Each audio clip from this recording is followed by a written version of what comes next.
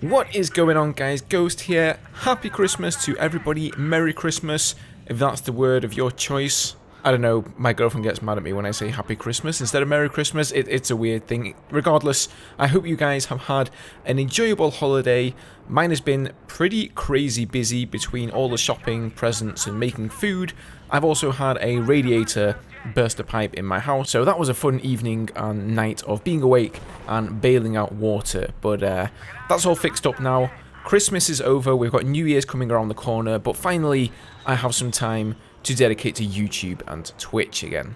So you will have no doubt noticed the title of this video, Make Battlefield Great Again. And no, it's not because I'm an advocate of Donald Trump, it's because I feel that Battlefield has really gone downhill since Battlefield 4 came out. Now, disclaimer time, this is not to say that Battlefield 5 is a bad game by any stretch of the imagination. As far as games go, you know, all in all, I would say it is a good game. That doesn't mean it hasn't had its fair share of problems. You know, it definitely has performance issues, hitching issues, stuttering, all the rest of it.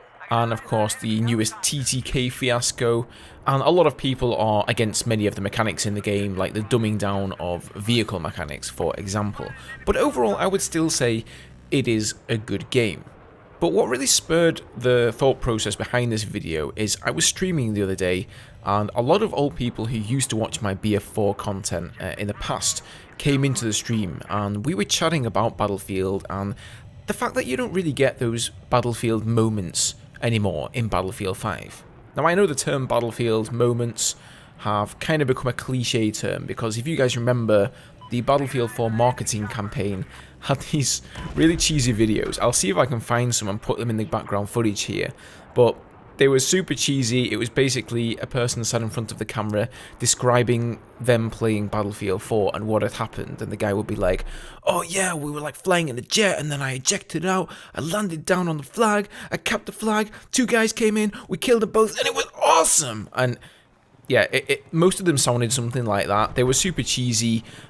They were called like only in Battlefield moments. But as cliche as they do sound, Battlefield 4 did have a lot of those, and I feel since playing Battlefield 5 and, you know, frequenting the Battlefield 5 subreddit, I don't really see as many of these anymore. So what am I talking about here? Well, things like a Rondazook. Now, if you don't know what a Rondazook is, there was a guy called Pony Lion. I don't know if he's still around, but I'll try and maybe find some of his stuff if I can get away with putting it in the video.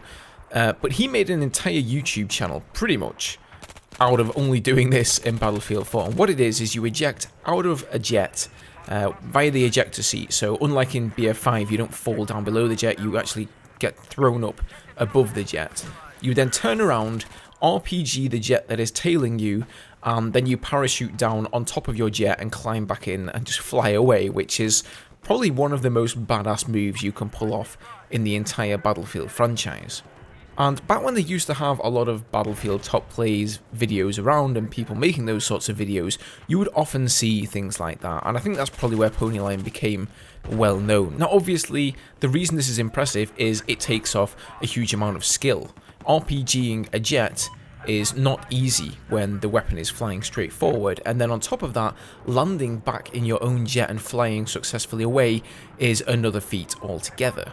And I feel like Battlefield 4 was full of these sorts of moments and gadgets and weaponry that really lent themselves to being able to get skillful with a certain thing. So, for example, TV missiles. How many great TV missile shots have you seen of Battlefield 4 where you literally TV somebody, maybe curve it around a rock or a mountain or something, manage to hit a soldier who happens to be parachuting in the side, just crazy things like that. And then of course you've got the tow missiles, or the SRAW. You know, the SRAW is an infantry launcher, and essentially you launch it in any direction you wish, and wherever you look with your cursor, the rocket will curve in that direction and try to follow your cursor. But obviously you don't really have any way of detecting the distance that it's travelled, so if you're trying to hit, say, a helicopter that is moving through a difficult plane of space, it becomes really difficult to know when to actually move the cursor over the helicopter, because if you do it too early, you'll overshoot it, do it too late, and it will go behind the helicopter. And this was really a very specific skill that only a few people really managed to nail in Battlefield 4. And, you know, I've flown the jet plenty of times and been taken out by infantry using the straw missile. And I was always flabbergasted when that happened. I could never be raging and annoyed at that because I knew the amount of skill that went into using that weapon. Now, of course, if you compare that to something like the Fliegerfaust in Battlefield 5, I kind of compare that to Heat Seekers in BF4 or, you know, active radar missiles. They seem just kind of cheap. There really isn't any skill in using them. I mean, sure, okay, yeah, Fliegerfaust, you don't have to lock on with it. You do have to aim it, but let's be honest here, it's not difficult to aim. Any Tom, Dick or Harry can pick up that thing and get a 50 vehicle hit on a plane flying overhead. It's not really a big deal. Now, the SRAW in comparison was a one-hit kill. You know, you hit a helicopter, you hit a jet, it was pretty much going down. But then, of course, it was really hard to hit them in the first place, so, you know, that's the trade-off. Then you had other crazy things like C4ing friendly tanks on top of the tower in Siege of Shanghai. Obviously, this mechanic wasn't, well, I'm pretty sure it wasn't engineered by DICE and it wasn't intended. You could actually put a load of C4 underneath a tank in a certain position and a friendly tank so that the tank would not take any damage from friendly fire, but the explosion would still cause that tank to fly away. And if you put enough C4 underneath the tanks, they would actually sometimes fly way up in the air, and with the right amount of precision, you could get them up on top of the tower in Siege of Shanghai and just other comical and funny areas. You know, and when I think of Battlefield 4, those are the moments I think of. Those are the awesome things I think of. You know, playing around and having something like that happen. It doesn't even have to be that cool. Just shooting a helicopter halfway across the map with a tank shell. That's what Battlefield to me is all about. There is no other game that replicates those moments. That's why people keep coming back to Battlefield 4. There's no progression system, there's no daily assignment system like there is in Battlefield 5. You know, that game has this company coin system where you have to buy your unlocks. So essentially you say you want to get some unlocks for the planes, right? You have to get experience in the planes, and eventually you'll unlock certain gadgetry, but then you also have to purchase that gadgetry with company coin. And the company coin is mostly earned through assignments and daily challenges. So, you know, it's just like a mobile game. It's trying to entice you to log in every day. Come on, come along, play our game, log in every day or you're going to miss out. Battlefield 4 never had that, but I still logged into it every day because it was just a super fun game to play. I mean, even now there are plenty of people still playing Battlefield 4 and absolutely loving it. And then you look at some of the communities that sprung up around the games. Battlefield Friends. Who doesn't love Battlefield Friends? And then you had other websites that really detailed statistics about the game, like Battlefield Stats. They've now stopped and shut down. You had Simthic. They've actually recently just come back up, but they stopped for a long while as well. I feel like Battlefield has lost a lot of great communities since the past two Battlefield games came out. So what is all the point of this? I'm not just here to ramble on and reminisce, although it may sound like it, but to me, this is what the latest two installments of the Battlefield franchise have been missing. You know, you can point the finger and say Battlefield 5 is not as good as Battlefield 4 because A, B, C, and D, but for me at least, if I want to sum it up, it's the dumbing down of mechanics that produced these great and fantastic moments. You know, these moments are only great because you know how much work went into producing them. You know that that person has had to sink a lot of time into the game, and whatever weapon or vehicle they were using, they had to have a high amount of skill to do so. Now, obviously, the setting of Battlefield 1 and Battlefield 5 have kind of tied the developers' hands, in my opinion, behind their backs in regards to what kind of mechanics they can implement in the game. Obviously, something like a SRAW, you know, they didn't have the technology to do that kind of thing back then, so if they would have put that in, you would have had a whole part of the player base raving about authenticity.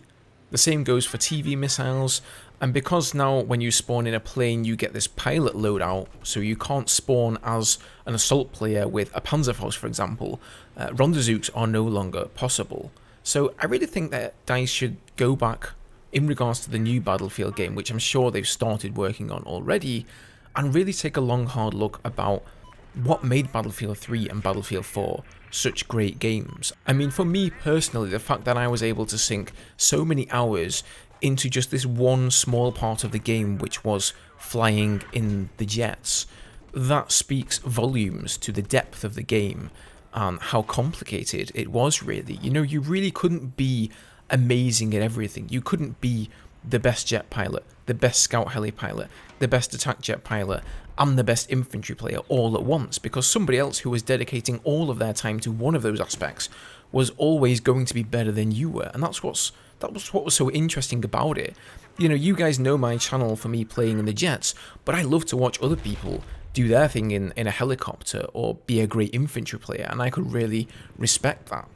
So that's what I think we need more of in the next Battlefield game. More of those Battlefield-only moments, more vehicles, weapons and gadgetry with a high skill ceiling and high risk reward.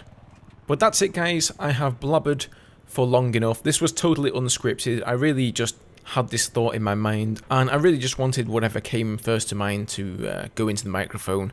And, you know, I think that's just really how I feel about the Battlefield franchise at the moment. You know, I still do enjoy Battlefield 5, but I think ask anyone who has played Battlefield 4 and Battlefield 5 for some hundreds of hours, ask them which was the better game, just based solely on mechanics and gameplay and enjoyment. And I'm pretty sure 90% of those people will say Battlefield 4 was the better game. But what do you guys think? As always, leave your comments down below. I love to read your guys' replies and write back to you.